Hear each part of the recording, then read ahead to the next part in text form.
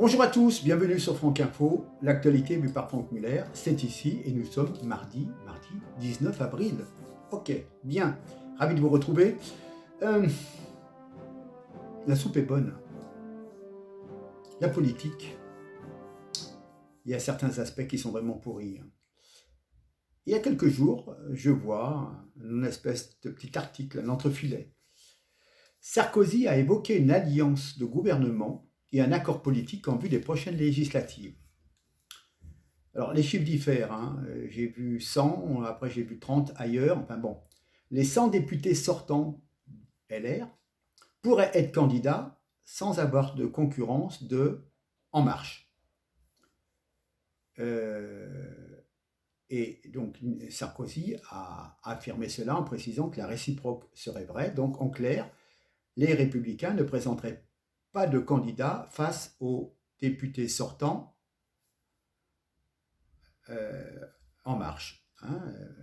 En Marche, Modem ou Agir. Voilà, tous les macronistes. Voilà. Et cet accord, Nicolas Sarkozy se dit prêt à le défendre auprès de Macron. Je suis en capacité de défendre cette position avec Macron, a-t-il fait savoir. Voilà. C'est stupéfiant. Vous voyez, la soupe est bonne.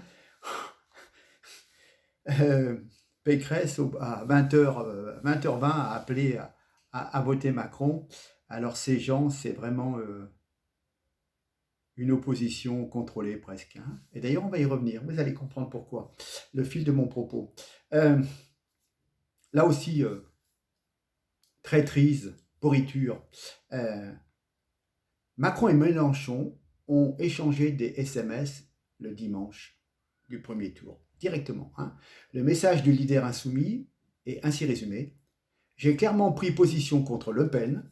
À vous maintenant de donner des signes clairs à nos électeurs pour leur permettre de bouger. Voilà ce que dit Mélenchon à Macron le soir même. Les urnes ne sont pas encore finies de compter, que voilà, ces deux messieurs se mettent d'accord, si vous voulez. Mais quelle relation entre Macron et Mélenchon, Mélenchon qui n'a généreusement pas appelé à faire barrage à Macron au second tour, alors que seulement peut-être un tiers de ses adhérents voteront Macron. Il est bon de rappeler que les programmes de Marine et Mélenchon sont compatibles à 75% sur beaucoup de choses. L'âge de la retraite, le pouvoir d'achat, l'OTAN. Et cela est bien au contraire, le programme de Macron est incompatible à 80% avec celui de la France insoumise. Donc Mélenchon se soumet, c'est la France soumise, c'est pas la France insoumise, et prend la responsabilité de la réélection de Macron les borgneurs, alors qu'il pouvait tirer bénéfice de la proportionnelle avec Marine, qui lui aurait apporté bon nombre de députés. Voilà, il y a une trahison des masses laborieuses qui aspirent à une retraite à 60 ans, voire 62, et ces masses laborieuses, ces travailleurs qui aspirent donc à beaucoup de choses qui étaient communes aux deux programmes, au niveau de la protection du travailleur, notamment, et la souveraineté au niveau de la production industrielle, des usines, des emplois. Voilà. Donc, vous voyez, le petit France soumise. Voilà. Bon. Alors, pour confirmer ces propos, je vais vous passer 1 minute et demie de Asselineau qui résume bien cela. On parle de quoi, là ? Là, on parle d'avoir 10 ans de Macron ? Est-ce que, en conscience, ces points de divergence entre Marine Le Pen et Jean-Luc Mélenchon sont à ce point énormes et insurmontables qu'on n'a même pas le droit de se parler ? Est-ce que ça justifie que Mélenchon est appelé dans la minute à faire élire Macron, avec sa formule « pas une seule voix pour Madame Le Pen », sans même s'être rencontré avec Madame Le Pen, sans même avoir réfléchi à ce qu'ils pourraient faire ensemble, et alors que le programme de Macron, quand on le compare avec celui de Mélenchon, n'est compatible qu'à 20%. Le programme de Mélenchon est compatible à 75% avec celui de Madame Le Pen. Il est incompatible à 80% avec celui de M. Macron. Il est délirant dans cette situation que M. Mélenchon est aussitôt appelé à voter ou à faire élire Macron. Ces points de divergence font que M. Mélenchon prend une responsabilité écrasante de faire réélire l'éborgneur des Gilets jaunes, le serviteur des grandes banques, l'homme au dérapage raciste multiple. Faut-il que je rappelle comment il avait parlé des Comoriens, des réfugiés, des migrants comoriens qui meurent dans le canal de Mozambique, en disant qu'on les pêchait comme les kwassa-kwassa, comme on pêchait le poisson. Comment le président peut-il dire ces mots devant un groupe et surtout en sachant qu'il y a une caméra? Il y a des tapouilles et des kwassa-kwassa. Ah non, c'est un maillot, c'est kwassa-kwassa. Par exemple, vous êtes un connaisseur. Mais le kwassa-kwassa pêche peu. Il amène du comoréen. C'est différent. Et donc je mettrai cette vidéo, le lien, pour aller voir. Elle dure plus de 30 minutes et vous pourrez plus rentrer dans les idées d'Asselineau pour vous rendre compte que lui aussi appelle à voter Marine. Comme précédemment dans la vidéo de la semaine dernière, Dupont-Aignan. Voilà. Je voudrais vous parler d'une vidéo qu'avait fait Juan Branco, qui était déjà diffusée en 2019, qui racontait l'entrevue entre Emmanuel Macron et François Ruffin en 2016, pendant les prémices de la campagne présidentielle, avec les salariés d'Ecopla, qui était une usine qui était menacée de fermeture. Et ça montre un aspect méconnu de la gouvernance pratiquée par Macron, la mise en scène des oppositions et la tentation de contrôler celles-ci pour les neutraliser. Et c'est la France insoumise ou soumise qui joue le rôle du marchepied. Hein. Donc les salariés des Copla en 2016, c'est à côté de Grenoble, font appel à François Ruffin, qui est alors directeur d'une publication qui s'appelle Le Fakir et qui vient de réaliser un film qui s'appelle Merci Patron. Et Ruffin rêve de devenir député, il y réussira, et il emmène les salariés des Copla au QG d'Emmanuel Macron, candidat à la présidence. Et donc il y a une bande-son qui avait été enregistrée, et donc je vais vous passer quelques éléments de conversation. C'est un petit jeu qui permet à Emmanuel Macron de se tailler une stature de sauveur de l'économie et à Ruffin de camper le rôle du révolutionnaire qui affronte le futur président de la République. Si vous voulez, ils sont opposés, mais c'est quelque part ce qu'on appelle un deal gagnant-gagnant. Pourquoi est-ce qu'il a fait ça? Nul ne le sait. Emmanuel Macron n'avait aucun pouvoir pour eux, ne pouvait rien faire pour eux. Il les a amenés là-bas, et qu'est-ce qu'il a fait? Il les a fait monter dans le QG de campagne, et il a commencé à négocier avec Emmanuel Macron. Et avec Emmanuel Macron, qu'est-ce qu'il a commencé à négocier? Un duel qui permettrait de mettre en scène leur violence et de mentir aux Français, en fait, leur opposition, et de donner l'impression qu'il y avait une lutte alors qu'en fait tout était programmé. Je pense que si on réfléchit stratégie, je veux dire que vous soyez vivement interpellé et publiquement par les salariés d'Ecopla, ça fera un épisode. Et ensuite que vous y répondiez en disant moi je suis prêt à aller me déplacer sur place, ça fait un deuxième épisode. Ok. On échange sur le dossier. 2, on vous tient au courant des avancées. 3, vous m'interpellez publiquement. 4, dans la foulée, on cale ensemble une date de déplacement avant le 5 octobre, avant le fin septembre. Et on voit comment d'ailleurs on la communique ensemble. Et je pense qu'on sort d'ici, on ne sort pas content. Oui, en disant, vous avez fait part de silence de tout ça, voilà. Instrumentalisé. Vous vous souvenez des images d'Amiens la semaine dernière? Ce moment où François Ruffin demande qu'on croie à sa sincérité. Qu'on ne mette pas en cause ma sincérité. Qu'on ne mette pas en cause ma sincérité.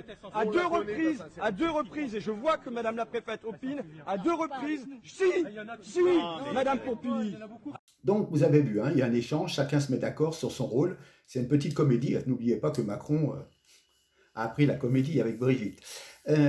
Donc il serait normal qu'un candidat à la députation passe un marché avec un candidat à l'Élysée pour faire une mise en scène médiatique, pour donner le sentiment au grand public qu'il y a une opposition, un antagonisme, là où plutôt il y a une connivence en fin de compte. Hein. Il y a eu un problème, les divergences d'appréciation et d'opinion entre François Ruffin et Emmanuel Macron ont été bien concertées et orchestrées dans leur affichage pour leur donner un maximum de relief dans le débat public et pour maximiser, si vous voulez, l'impact de chaque candidat au moment des élections. Ce qui est gênant, ça montre la sophistication de la communication politique et la capacité des élus de tous bords à créer ce qu'on peut appeler des trompe-l'œil pour orienter le choix des électeurs. Hein. Donc Macron fait son miel de l'opposition d'extrême gauche à sa politique, et que Ruffin fait son miel des positions ultralibérales de son adversaire. Chacun s'organise avec l'autre pour que les profits qui sont retirés de la confrontation soient maximisés. Voilà, hein. Donc on peut penser qu'une tentation existe, notamment chez Macron, d'organiser l'opposition à sa politique pour qu'elle lui profite. Il n'y a qu'un pas que nous sommes tentés de franchir. Après tout, on n'est jamais mieux servi que par soi-même. De toute façon, toute vie démocratique suppose une majorité et une opposition. Donc, incarnant la majorité, il organise l'opposition pour être sûr de ne pas être débordé par elle. Donc, il la contrôle en même temps. Hein. Donc, la France insoumise serait la meilleure ennemie de Macron. Voilà. Hein. Souvent, il y a des oppositions un petit peu folkloriques entre certains membres de la France insoumise et la majorité macronienne, simulées ou pas, artificiellement mises en scène, pour permettre des bénéfices mutuels. Rappelez-vous, François Ruffin, aussi Raquel Garrido, Alexis Corbière, se sont bien fait mousser sur les chaînes de télévision, etc. etc. Hein. D'ailleurs, Raquel Garrido avait été recrutée pour faire une chronique chez Hanouna. Hein. Donc, vous voyez, on les met en scène, ces gens-là. Donc, ce sont des manifestations, en fin de compte, de la connivence discrète qu'il y a entre les gens de pouvoir qui favorisent certains éléments de l'opposition, peut-être parce qu'ils sont plus malléables que d'autres. Voilà. Hein. Donc, ça permet de rejeter un regard sur les relations entre Macron et Jean-Luc Mélenchon, qui, Jean-Luc Mélenchon, n'a pas appelé à faire barrage au second tour, alors que seulement un tiers de ses adhérents devaient voter Macron, on peut le présumer. Hein. Voilà. Mais dans la continuité de ces accords, de ces combines scandaleuses, on peut demander si Macron n'a pas utilisé McKinsey pour maîtriser ses opérations. Voilà. Hein. Rappelez-vous que des contrats sont passés avec les cabinets américains pour définir la stratégie vaccinale. Est-ce qu'il y a eu d'autres missions concernant cette opposition contrôlée, hein? Peut-être qu'un jour, en fouillant dans le document officiel, on comprendra mieux. On peut se poser aussi une question. McKinsey conseille Pfizer et en même temps conseille le gouvernement français. Vous ne croyez pas qu'il y a un gros problème là, hein? Il y a peut-être un problème. Parce que McKinsey, en tant que conseil de Pfizer, va conseiller au gouvernement Macron de prendre du Pfizer et de vacciner à tout va. Vous voyez ce que je veux dire? Bon, bref.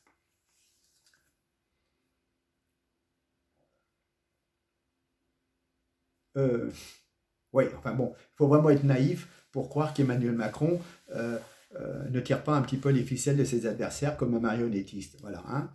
Il n'est pas invraisemblable qu'il puisse y avoir des accords de circonstances avec certains de ses opposants, avec lesquels on discute plus ou moins régulièrement. Voilà. Hein.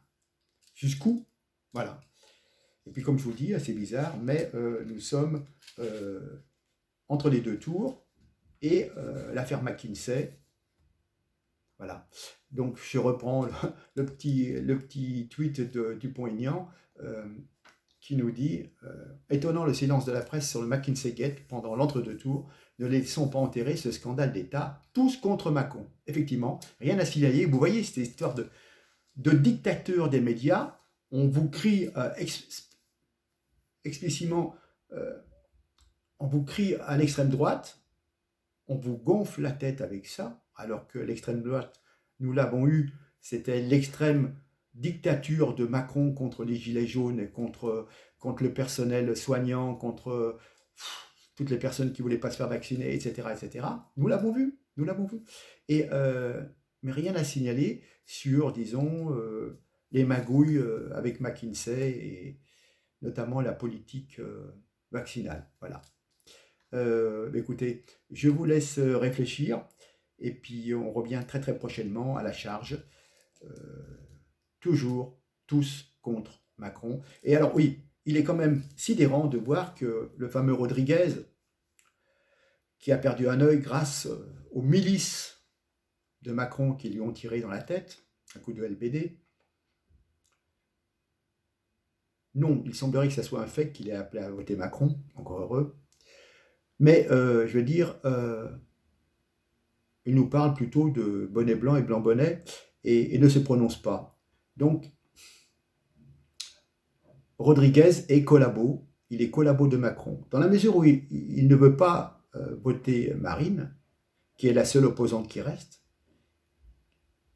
quoi qu'on puisse penser de Marine Le Pen, elle est en face. Donc, de toute façon, ça ne peut être, au niveau du programme, que mieux. Le pire, nous l'avons déjà vu. Donc, pour moi, être opposant et ne plus vouloir de Macron, c'est voter Marine. Après, il y aura les législatives. Après, il y aura un programme. Il y aura des élections à la Chambre des députés et au Sénat pour des applications de loi. On verra. Mais pour l'instant, Marine peut être élue présidente, mais elle aura de toute façon un peu les mains liées, suivant la majorité qui découlera au niveau des élections législatives. Vous voyez, donc, je veux dire, on rentre pas en dictature. La dictature, on l'a déjà. C'est Macron qui s'est arrangé avec la Constitution. Pour l'instant, Marine n'a rien fait. Elle propose de rendre la parole au peuple avec des référendums. Voilà. Bref, allez, je clôt là. Je vous laisse réfléchir là-dessus. Et puis, éventuellement, vous avez la vidéo de Asselineau pour aller plus profondément dans votre démarche intellectuelle. Allez, je vous dis à très bientôt. En tous les cas, merci. Partagez, likez, parce que les référencements YouTube, il le faut. Allez, je vous remercie. À très bientôt. Au revoir.